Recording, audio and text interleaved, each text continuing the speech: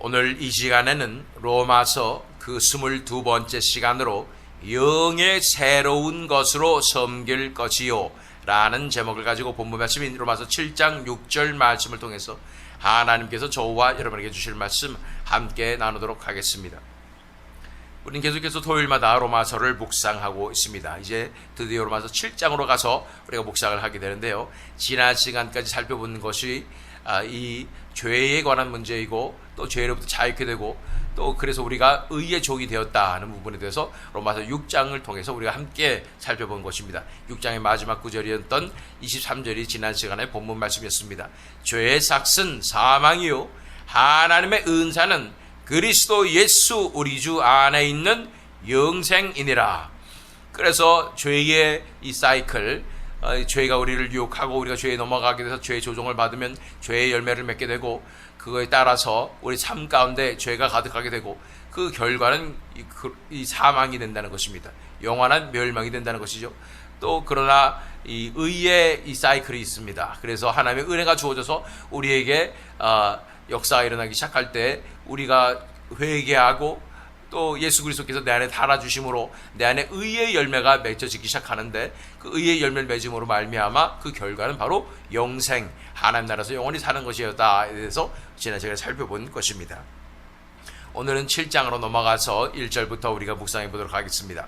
형제 자매 여러분, 나는 율법을 아는 사람들에게 말을 합니다. 율법은 사람이 살아있는 동안에만 그 사람을 지배한다는 것을 알지 못합니까? 라고 말씀하고 있습니다. 자, 죄에 대해서 사도 바울이 그렇게 얘기하다가 갑자기 율법에 대해서 말하고 있는 것입니다.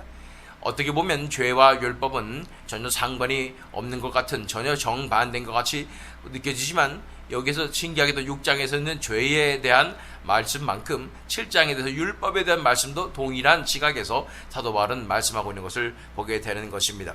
이 율법은 무엇입니까? 하나님께서 모세를 통해서 주신 모세의 계명, 모세를 통해서 주신 율법을 얘기하는 것이고, 하나님 나라의 백성들이 이 땅 가운데서 어떻게 살아가야 할 것인 것을 하나님께서 알려주신 것이로서 율법 그 자체는 선한 것임을 우리는 잘 알고 있는 것입니다.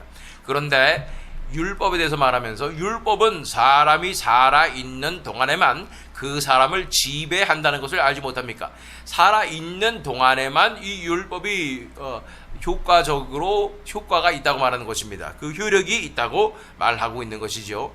그것에 대해서 설명하면서 예를 들어주고 있습니다. 그것이 2절과 3절 말씀인데, 결혼한 여자는 그 남편이 살아있는 동안에는 법으로 남편에게 매여 있으나 남편이 죽으면 남편의 법에서 풀려납니다.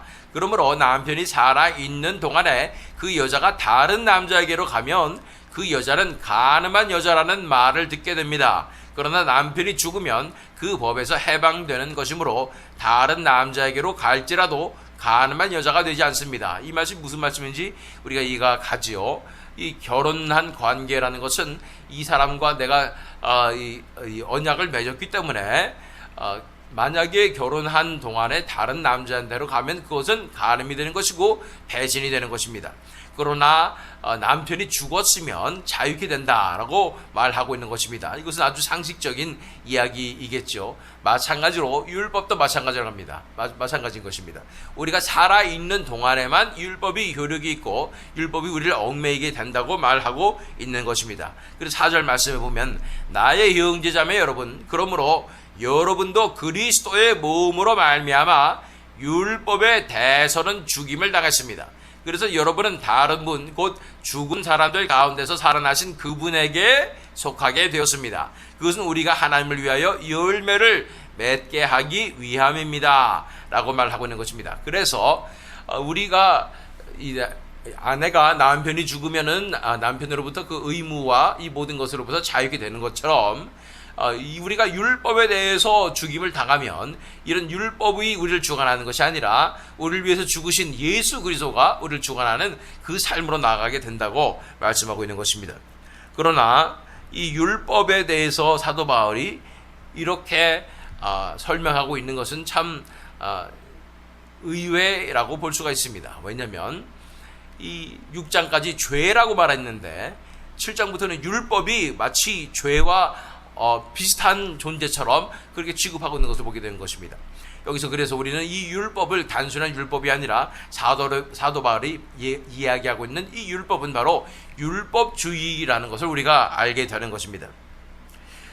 비록 죄와 율법은 하나님의 말씀인 율법은 정반대되는 개념 같지만 이 사도 바울이 이렇게 율법주의를 취급하는 이 모습을 보게 될 때 이 죄로부터 자유케 되듯이 율법주의로부터 자유케 돼야 하는 같은 선상에 놓여 있는 상황이라는 것을 말씀하고 있는 것을 보게 되는 것입니다. 정말 죄와 율법주의는 같은 것일까요? 공통점이 있나요? 자, 첫 번째, 율법주의를 왜 이렇게 사도 바울이 경계하고 싫어하는가? 죄를 싫어하는 만큼 율법주의를 엄청나게 싫어하는 모습을 보게 됩니다. 왜냐하면 본인이 바리새인 출신으로서 이 율법주의에 엄청나게 미혹당하고 그렇게 통제당하고 조종당해서 살아왔었기 때문에 이 율법주의에 대해서 그 실체를 너무나 잘 알고 있는 것입니다. 이 죄와 율법주의의 공통점이 무엇입니까? 첫 번째, 죄와 율법주의는 다 통제하고 얽매이는 것입니다. 죄도 우리를 통제하고 조종하고 얽매듯이 율법주의도 우리를 통제하고 조종하고 얽매이는 것이라는 것입니다. 이 정확하게 우리가 알아야 될 사실이 있습니다. 우리가 통제되고 조종되고 또 얽매이고 이렇게 되는 것은 하나님 나라의 방식이 절대로 아니라는 것입니다. 하나님 나라의 방식은 자유함입니다. 우리가 자유케 되는 것임을 우리가 기억해야 되는 것입니다. 그러므로 이 죄와 율법주의가 사람들을 통제하고 조종하고 얽매이는 것은 하나님 나라와는 정반대가 된다는 사실을 알아야 되는 것입니다. 두 번째 공통점은 무엇입니까? 죄와 율법주의의 두 번째 공통점은 죄와 율법주의는 우리 자아가 강하게 역사함으로 이루어지며 또한 그 결과도 우리 자아가 더욱 강해지는 결과를 낳게 된다는 것입니다. 그래서 우리 자아, 타락한 자아가 우리가 스스로 통제하고 스스로 조종하는 그 삶으로 나아가게 합당하게 만드는 것이 바로 이 율법주의의 결과이고 죄의 결과라는 것입니다. 자, 세 번째 공통점은 무엇입니까? 죄와 율법주의의 공통점 세 번째는 죄와 율법주의는 이 내 스스로를 가려버려서 덮어버려서 내 스스로를 제대로 지켜볼 수 없게 만드는 것이고 결국은 그래서 회개하지 못하고 교만한 태도를 갖게 만드는 것이 바로 이 죄와 율법주의의 공통점이라는 것입니다. 죄도요, 계속 우리가 지면 질수록 우리 자신을 커버하게 되고 그 결과 아무것도 두렵지 않게 됩니다. 하나님도 두렵지 않고 하나님께서 말씀하신 심판도 전혀 두렵지 않게 느껴지는 것입니다. 마찬가지로 율법주의도 우리 자신을 가려버려서 다른 사람들을 정죄하게 되고 또 내가 의롭게 느껴져서 내가 선하게 느껴져서 교만한 모습을 가지게 만들어서 결코 회개할 수 없게 만드는 것이 바로 이 율법주의라는 것입니다. 그래서 이런 측면에서 봤을 때 사탄이 이 우리 시인자들을 가장 미혹하게 되는 수단이 바로 율법주의라는 사실을 알아야 하는 것입니다.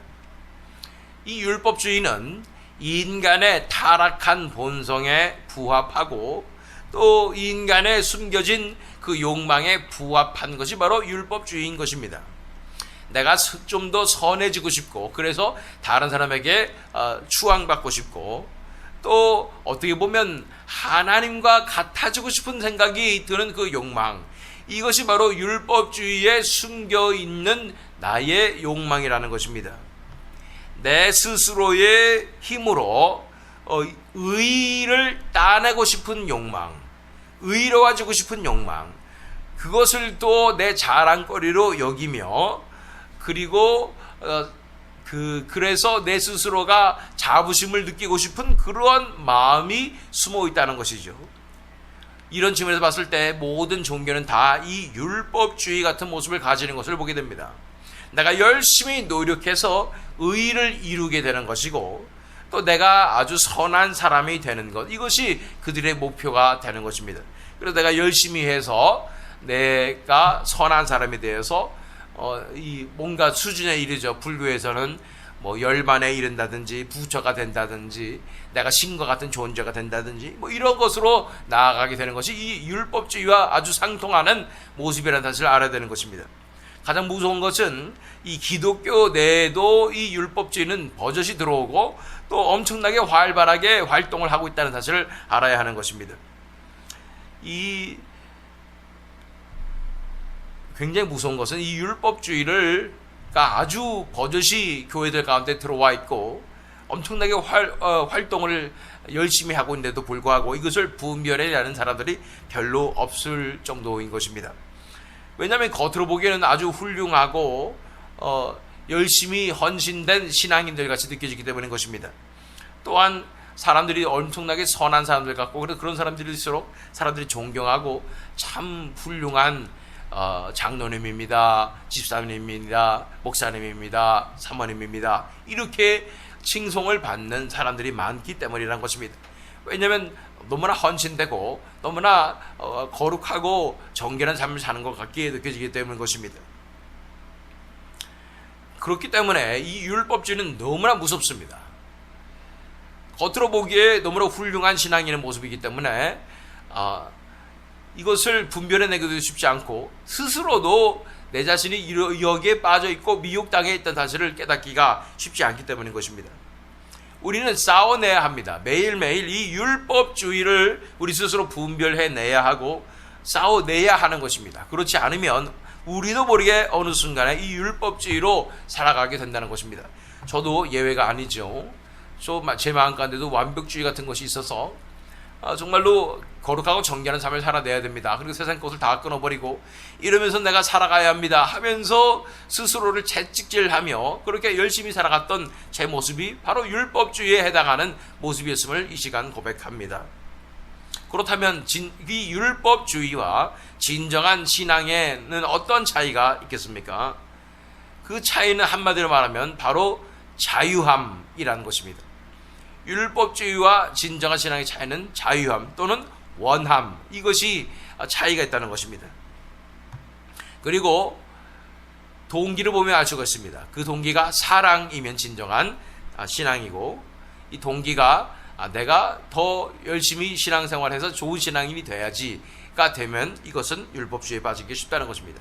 하나님을 사랑하고 또 하나님의 이 거룩하심을 사모하고 그래서 내 자신을 헌신의 삶으로 드리는 삶이 진정한 신앙이고 그런 동기가 아닌 내가 더 열심히 신앙생활하고 싶고 좋아지고 싶고 신앙도 좋아지고 싶고 그래서 숨은 동기는 그래서 다른 사람 이 교회 안에서도 내가 좀 인정받는 사람이 되고 싶고 다른 사람에게도 인정받는 신앙이 되고 싶고 영향력 있는 크리스찬이 되고 싶다. 이거는 좋은 동기 같지만 사실은 이것이 율법주의로 가는 지름길의 동기라는 것입니다. 우리가 가져야 할 동기는 단 한 가지밖에 없어요. 하나님을 사랑하는 것. 하나님만을 사모하는 것이 유일한 동기가 돼야 진정한 신앙으로 나갈 수 있다는 것입니다.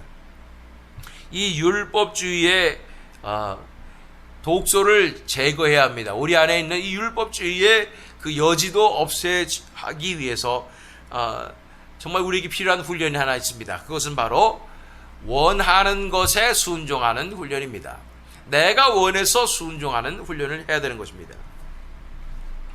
그렇게 원하는 것에만 순종한다 라고 내가 신앙생활을 시작하면 지금까지 얼마나 내가 마음 없이 겉으로만 순종하려고 했고 신앙생활을 해왔는지를 깨닫기 시작할 것입니다. 그리고 내 신앙이 정말로 형편이 없다는 것을 깨닫기 시작할 것입니다. 그래서 내가 아무것도 안 하게 되는 내 자신을 보게 될 것입니다. 다 껍데기였구나. 다 율법주의였구나. 이걸 깨닫게 되는 것이죠. 그럼 모든 사람들이 다 이렇게 원해서만 순종한다 그러면은 다 정말 못된 모습만 안 좋은 모습만 다른 사람들에게 보이지 않겠습니까? 그럴 거예요. 근데 그게 우리의 본질이고 그것이 우리의 실체라는 사실을 알아야 되는 것입니다. 이런 신앙생활을 하면은 정말로 오래 걸립니다. 이 변화되는 과정이 너무나 느리고 또한 우리 자신에게 너무 실망하게 되고 다른 사람에게 못 볼 거를 보여주게 되는 그러한 모습이지만 우리 공동체를 위해서 정말 해가 되는 것 같고 본이 안 되는 것 같고 덕이 안 되는 것 같지만 이것이 진짜 신앙생활로 가는 길임을 우리가 알아야 된다는 것입니다. 느리고 힘들고 또 우리 자신에게 실망하는 그런 모습들이지만 그것이 내 신앙의 실력을 드러내는 것임을 여실히 알아야 하는 것입니다. 내가 이 정도밖에 안 된다는 사실을 내 스스로가 볼 수가 있다는 것이죠. 그래야지 이런 실제 삶에서 내가 하나하나 예수 그리스도께서 사시는 그 삶으로 나아갈 수 있는 진정한 변화가 시작된다는 것입니다. 내가 원하는 것에 원해서 순종하고 자유함 가운데 순종하는 그 훈련을 하기 시작할 때 정말로 때로는 포기하고 싶고, 이래서는 내가 어떻게 천국에 갈 수 있을까, 이래서는 내가 어떻게 삶이 변할 수 있을까라는 생각이 들지만 끝까지 포기하지 않고 자유함 가운데 원함으로 순종하는 삶을 살아내게 될 때에야 우리가 율법주의로부터 자유케 되며 진정한 신앙으로 나아가며 진정한 변화로 우리가 나갈 수 있는 줄 믿습니다. 이러한 측면에서 우리가 제가 장황하게 설명드렸지만 이런 율법주의와 진정한 신앙에 대해서 사도 바울은 말씀하고 있는 것이고, 그래서 이 율법주의로부터 자유케 되어야 된다는 사실에 대해서 말하고 있는 것입니다. 자, 넘어갑니다. 5절 말씀. 이전에 우리가 육신을 따라 살 때에는 율법으로 말미암아 일어나는 죄의 욕정이 우리 몸의 지체 안에서 작용해서 죽음에 이르는 열매를 맺었습니다. 이제 이 말씀이 더욱더 이해 갈 것이라고 생각합니다. 우리가 육신을 따라 살 때는 율법주의로 말미암아 일어나는 그 우리 자아가 충만해지고 우리 죄의 욕정, 우리가 하나님 같아지고 싶은 그 선해지고 싶은 이 욕정이 우리 안에 작용해서 죽음에 이르는 열매를 맺었다고 말하고 있는 것입니다. 그렇습니다. 아까 4절에 보면 그래서 여러분은 다름은 곧 죽은 사람들 가운데서 살아나신 그분에게 속하게 되었습니다. 그것은 우리가 하나님을 위하여 열매를 맺게 하기 위함인 것입니다. 열매를 맺는 게 중요합니다. 무슨 열매를 맺어야 돼요? 의의 열매를 맺어야 되는 것입니다. 그러나 우리가 율법주의로 살아갈 때는 반드시 죄의 열매, 육신의 열매를 맺게 된다고 말하고 있는 것입니다. 그래서 열매를 모아서 안다고 예수님께서 말씀하신 것은 진리의 말씀인 줄 믿습니다. 자, 우리가 갈라디아서 6장 8절 말씀을 보면 자기 육체에다 심는 사람은 육체에서 썩을 것을 거두고 성령에다 심는 사람은 성령에게서 영생을 거둘 것입니다. 그래서 결국은 내 스스로에게 투자하고 내 스스로 자아에게 힘을 실어주고 그렇게 사는 사람은 육체에서 썩을 열매를 거들고, 성령에다 심는 사람들, 진정으로 원함과 자유함 가운데 순종하는 그 삶으로, 의의 삶으로 나가는 사람은 영생을 거둘 것이라고 말씀하고 있는 것입니다. 이런 측면, 이런 맥락에서 본문 말씀인 6절 말씀으로 나아갑니다. 이제는 우리가 얽매였던 것에 대하여 죽었으므로 율법에서 벗어났으니 내가 그리스도와 함께 십자가에 못 박혔나니, 십자가에서 이미 율법에 대해서 죽었다고 설명하는 것입니다.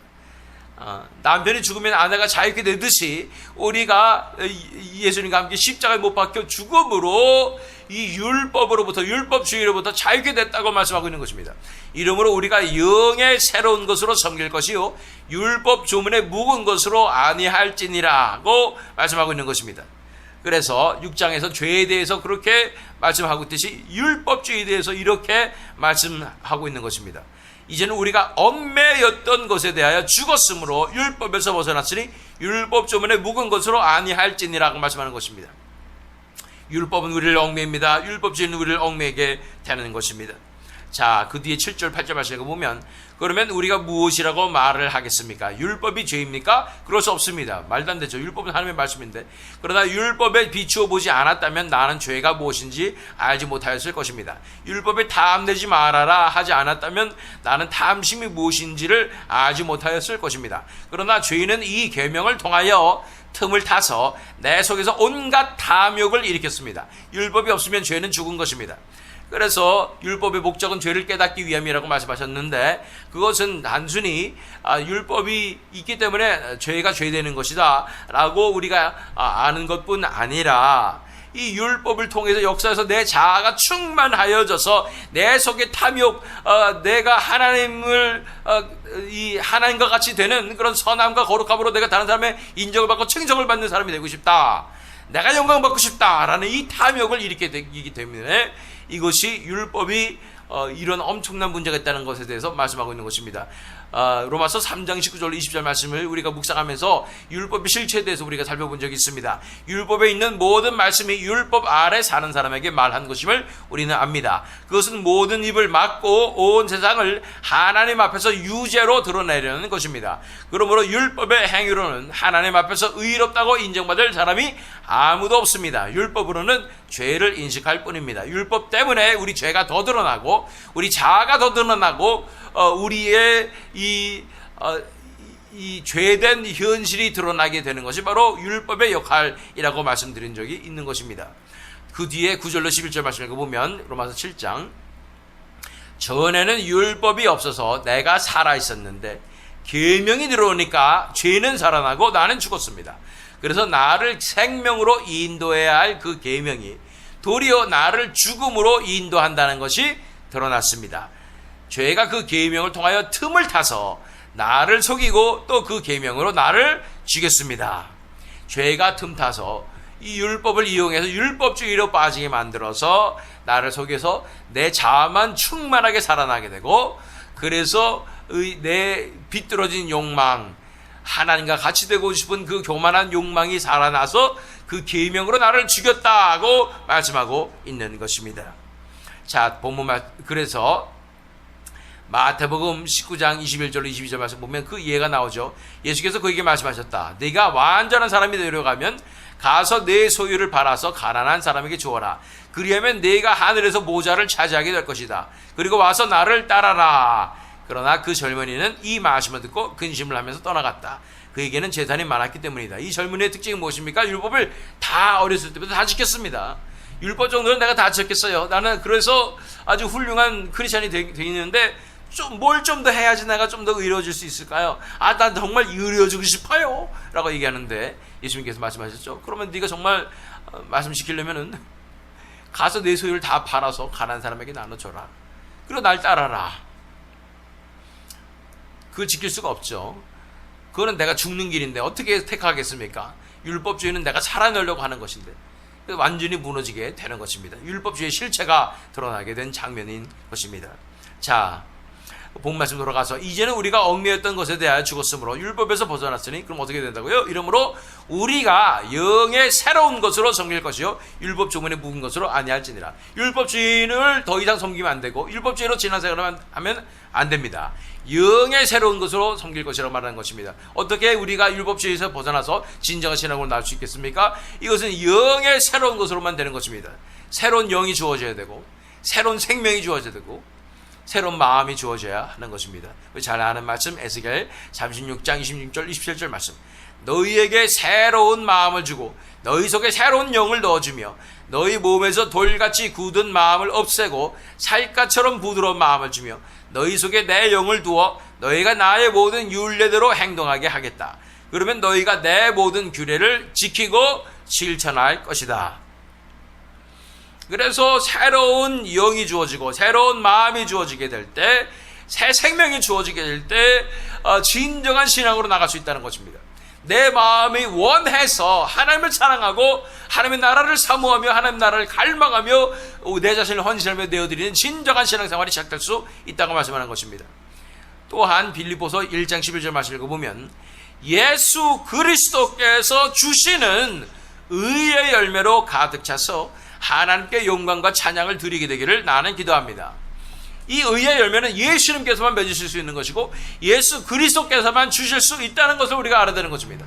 그래서 우리가 예수님께 인생을 내어드림으로 말미암아 예수님께서 내 안에 사심으로 의의 열매를 맺게 되며 그러한 진정한 순종의 종으로 살 수 있다고 말씀하고 있는 것입니다. 자, 다시 본문 말씀 6절 말씀 읽습니다. 이제는 우리가 얽매였던 것에 대하여 죽었으므로 율법에서 벗어났으니 전에는 우리가 죄의 종이었고 율법의 종이었다는 것입니다. 이러므로 우리가 영의 새로운 것으로 섬길 것이요 율법 조문에 묵은 것으로 아니할지니라 그 말씀하는 것입니다. 이제는 우리가 더 이상 율법의 종, 죄의 종이 아니라 자유의 자녀가 됐는데 이제는 의의 종으로 나아가야 한다는 것입니다. 영의 새로운 것으로 섬겨야 된다. 이 종됨에 대해서 우리가 묵상할 필요가 있겠습니다. 마태복음 24장 45절로 47절 말씀입니다. 누가 신실하고 슬기로운 종이겠느냐. 주인이 그때에 자기 집 하인들을 통솔하게 하고 제때에 양식을 내주라고 맡겼으면 그는 어떻게 해야 하겠느냐. 주인이 돌아와서 볼 때 그렇게 하고 있는 그 종은 복이 있다. 내가 진정으로 너에게 말한다. 주인은 자기 모든 재산을 그에게 맡길 것이다. 우리 전에는 죄의 종이고 율법의 종이 되었으나 이제는 의의 종, 그리스도의 종으로 우리가 살게 되는 것인데, 전에는 우리가 얽매였기 때문에 이 조종과 세뇌 그리고 양심의 가책 등으로 우리를 얽매게 만들어서 억지로 그렇게 율법주의로 살아가게 되었지만, 이제는 우리 이미 자유케 되었습니다. 예수 그리스도의 피값으로 우리를 사셨고 우리를 건져내셨고 더 이상 종의 신분이 아니고 자녀의 신분이 된 것이죠. 그러나 우리가 원해서 예수 그리스도의 종으로 우리 자신을 헌신하여 드리는 것입니다. 내가 어쩔 수 없이 이 노예 문서 때문에 노예로 살아가는 그 삶과, 나는 자유인이지만 이 주인을 너무나 사랑하기 때문에 그를 위해서 헌신해서 그를 섬기고 돕는 종으로 사는 삶은 전혀 다른 삶임을 우리가 알 필요가 있다는 것입니다. 우리는 의의 종으로, 예수 그리스도의 종으로 기쁨으로 자유함 가운데 원해서 살아가야 함을 바라보는 것입니다. 사실은요, 이 율법주의에 대해서 율법주의의 삶에 대해서 가장 잘 나타내고 있는 것이 바로 누가복음 15장에 나오는 탕자의 비유예요. 탕자가 왜 아버지를 떠나려 했을까? 숨막히는 율법주의 같은 자신의 삶 가운데 억지로 아버지가 돈 많고 갑이니까 아버지에게 순종하는 그 삶이 너무 답답하고 지긋해서 벗어나고 싶었던 것이고, 큰 아들은 그럼에도 불구하고 아버지가 갑이니까 나는 재산을 받아야 되니까 아주 순종을 잘하는 모습으로 율법주의로 살아가고 있었던 모습을 보게 되는 것입니다. 그러나 아버지가 원했던 것은 이런 율법주의로 섬기는 것이 아니었어요. 아버지가 원하는 것은 정말로 사랑으로 섬기는 것이었죠. 그러나 그 두 아들은 둘 다, 첫째나 둘째나 둘 다 아버지의 마음을 이해하지 못하고 율법주의로 나아가다가 한 명은 완전히 폭발해가지고 반항해서 떠나가 버렸고, 한 명은 꾹꾹 참고 끝까지 기다리며 끝까지 율법주의로 아버지를 대하게 된 것입니다. 그러나 이 탕자는 반항하고 나갔다가 드디어 깨닫는 것이죠. 아버지 품이 최고구나 라는 것을 깨닫게 되는 것이죠. 그래서 누가복음 15장 18절 19절 말씀을 보면, 내가 일어나 아버지에게 돌아가서 이렇게 말씀드려야 하겠다. 아버지, 내가 하늘과 아버지 앞에 죄를 지었습니다. 나는 더 이상 아버지 아들이라고 불릴 자격이 없으니 나를 품꾼의 하나로 삼아 주십시오. 전에는 내가 아들인데도 율법주의에 빠져서 아버지 돈을 무서워해서 종처럼 살았어요. 그래서 그렇게 살다가 지겹고 도저히 참을 수 없어서 도망간 것이죠. 그러나 이제는 나는 자유를 얻고 내가 도망갔다 생각했는데, 이제는 아버지를 사랑하게 되고 아버지가 얼마나 나를 사랑했던 것을 깨닫게 되고 아버지 사랑을 깨닫고 아버지 앞에 죄를 용서해 주십시오 회개한 다음에는, 이제는 내가 아들이 아니라 나는 품꾼의 하나입니다. 내가 voluntarily, 내가 원해서 자유함 가운데 내가 종이 되겠습니다 라고 고백하게 되는 것입니다. 큰아들은 아직도 아들인데 종이에요. 그런데 이 종의 모습으로 살아갔던 그 큰아들, 작은 아들이 돌아가는 것을 받아들일 수가 없는 것이죠. 그러나 이 작은 아들은 아버지의 사랑을 진정으로 깨닫고 원해서 종의 모습으로 나감으로 진정한 아들로 인정받게 되는 것입니다. 우리 22절로 24절 말씀 읽어보면, 그러나 아버지는 종들에게 말하였다. 어서 가장 좋은 옷을 꺼내서 그에게 입히고 손에 반지를 끼우고 발에 신을 신겨라. 그리고 살찐 송아지를 끌어내다가 잡아라. 우리가 먹고 즐기자. 나의 이 아들은 죽었다가 살아났고 내가 잃었다가 되찾았다. 그래서 그들은 잔치를 벌였다. 진정한 아들이 비로소 됐어요. 종이 됨으로 아들이 됐습니다.